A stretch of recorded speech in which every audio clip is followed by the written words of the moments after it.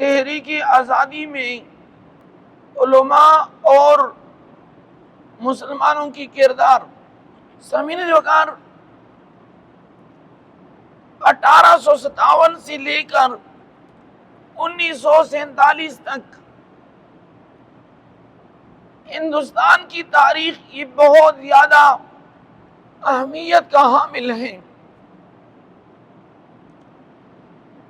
ہندوستان کے مسلمان جنگ آزادی کی ناکامی کے بعد مسلمانوں کے لیے کئی مسائل کھڑے ہو گئے، معاشی، ثقافتی، سماجی، معاشرتی۔ مسلمانوں کو انگریز کی حکومت میں ملازمت نہیں دی جاتی تھی۔ ہندو جو ہے مفاہمت کے شکار ہو گئیں، انگریز کے ساتھ مل گئیں، ہندوؤں کو اعلیٰ عہدوں پہ فائز کیے گئے اور مسلمانوں کو مکمل طور پر، چونکہ انگریز سمجھتا تھا کہ 1857 کی جنگ آزادی صرف مسلمانوں نے لڑی، اور وجہ یہ تھی کہ انگریز نے مسلمانوں سے حکومت چھینی تھی، اور اصل وارث بھی مسلمان تھے۔ ایک بڑے سائنسدان ہیں ڈاکٹر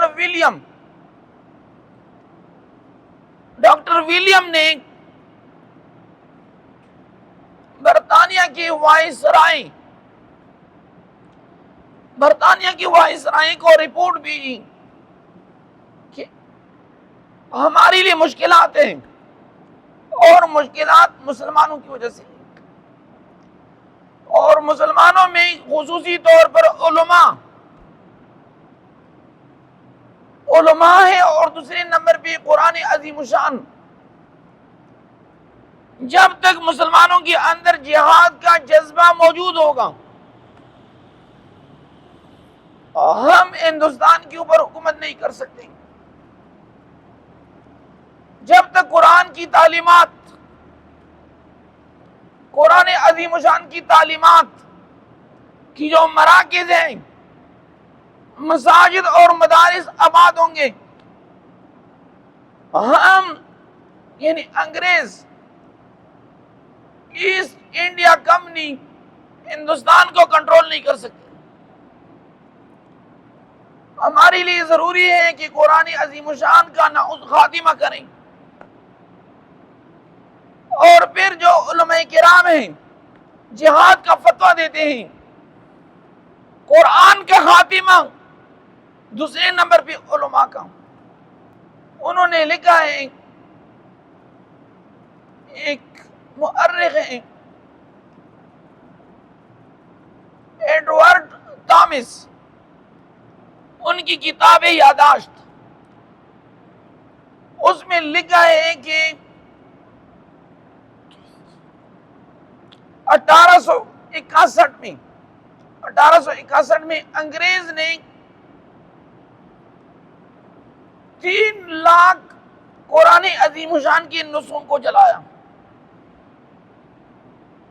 3 لاکھ انہوں نے مساجد، مدارس سے قرآن کی نسخوں کو اکٹھا کر کے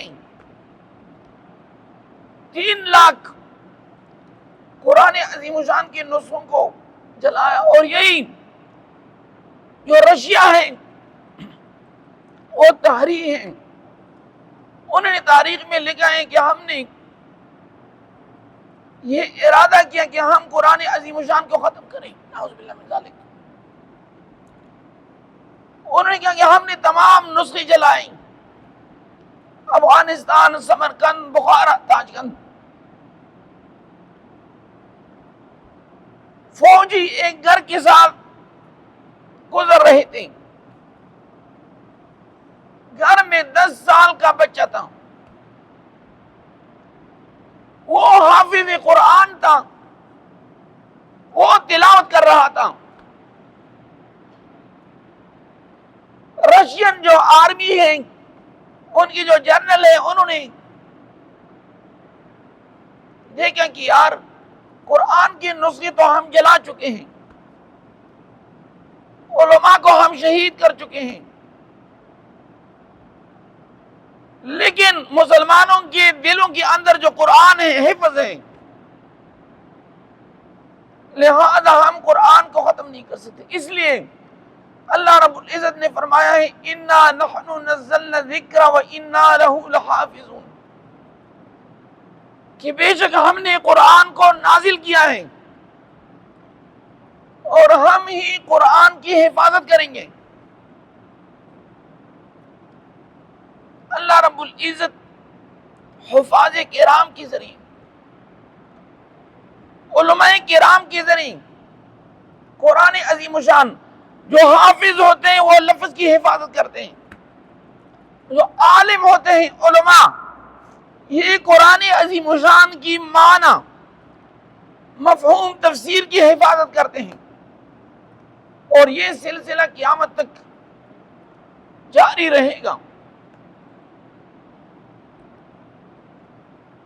تو ایڈورڈ تھامس یہ مؤرخ ہیں برطانیہ کے،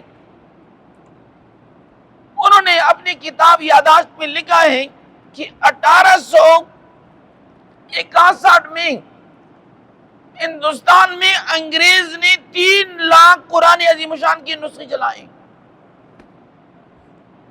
انہوں نے فیصلہ کیا تھا کہ ہم نے 2 چیزوں کو ختم کرانا ہے، ایک علماء جو جہاد کا فتویٰ دیتے ہیں اور جس کتاب سے دیتے ہیں وہ قرآن عظیم شان ہے.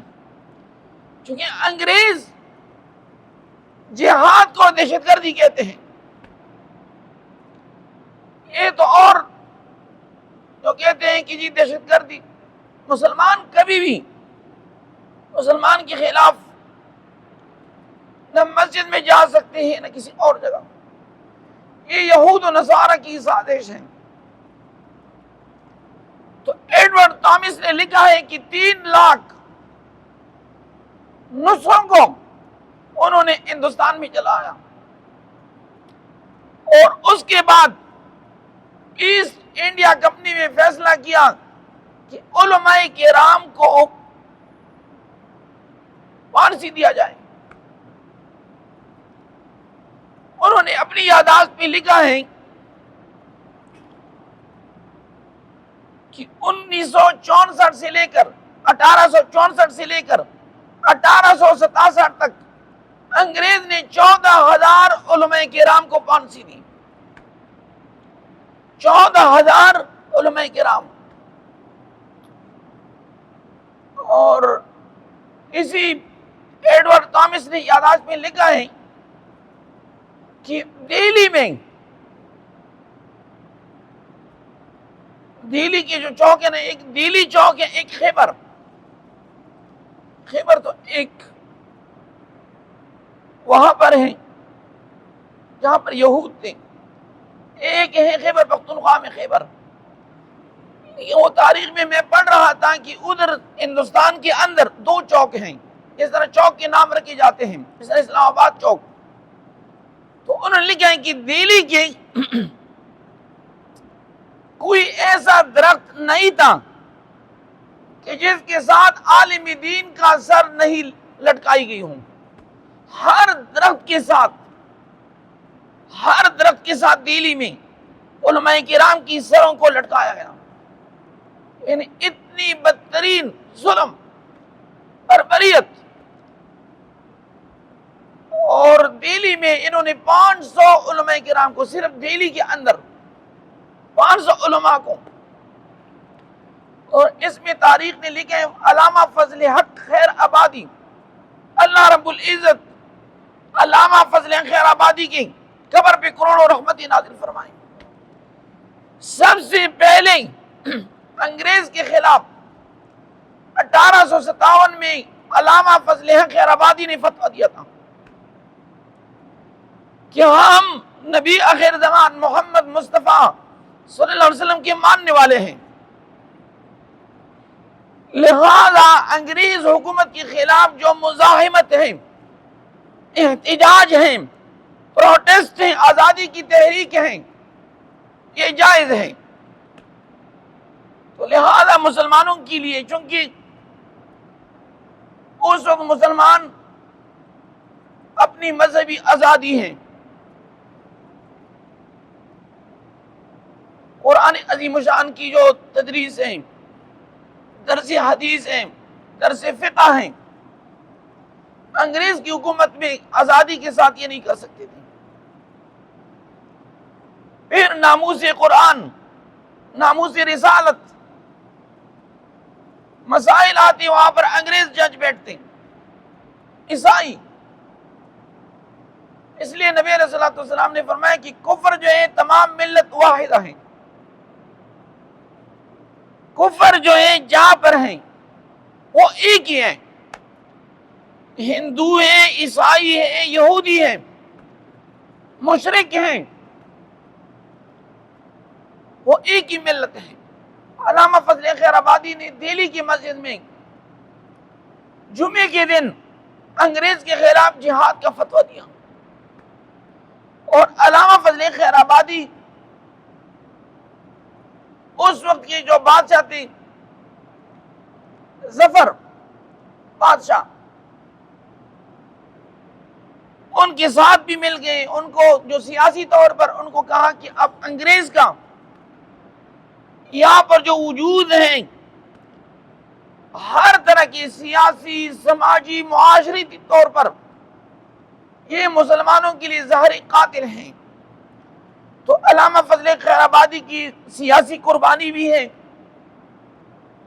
جہاد کا فتویٰ بھی دیا، اور قید و بند کی صعوبتیں، انگریز حکومت نے ان کو جیل میں ڈالا، قید میں، اور جب عدالت میں پیش کیا گیا، قاضی نے کہا کہ ایک بار کہیں کہ یار جہاد کا فتویٰ جو میں نے نہیں دیا، انگریز کے خلاف جہاد فرض نہیں ہے۔ علامہ خیر آبادی، فضل خیر آبادی رحمۃ اللہ تعالی علیہ اس وقت انگریز کی حکومت میں ڈٹ گئے کہ نہیں، فتویٰ میں نے دیا اور میں اپنی فتوے کے اوپر برقرار ہوں۔ 1861 میں انڈومین میں بھی چلے گئے تھے، جزیرے انڈومین، وہاں پر علماء کرام کو سزا دیتے، اکثر علماء نے جزیرے انڈومین میں ہی جو کالا پانی ہے وہاں پر کتابیں لکھی ہیں، تاریخ نے لکھا ہے۔ یہ تاریخ اس لیے ریپیٹ کر رہے ہیں کہ تاریخ مسح ہو چکا ہے۔ اب موجودہ وقت میں مسلمانوں کو یہ علم نہیں ہے کہ تحریک آزادی کی نعمت ہمیں کس طرح مل گئی، ڈائریکٹ ایک پلیٹ میں ہمیں مل گئی۔ اور انہوں نے لکھا ہے، ایڈورڈ تامس نے لکھا ہے کہ ہزاروں عورتیں انہوں نے کنویں میں چھلانگ لگائی عزت و آبرو کی حفاظت کے لیے۔ یعنی اس وقت جو ہماری مائیں تھی مسلمان، ہزاروں کی تعداد میں وہ شہادت کے درجے میں فائز ہو گئی، انہوں نے اپنی عزت و ناموس کا خیال رکھا، لیکن موت کو گلے سے لگایا۔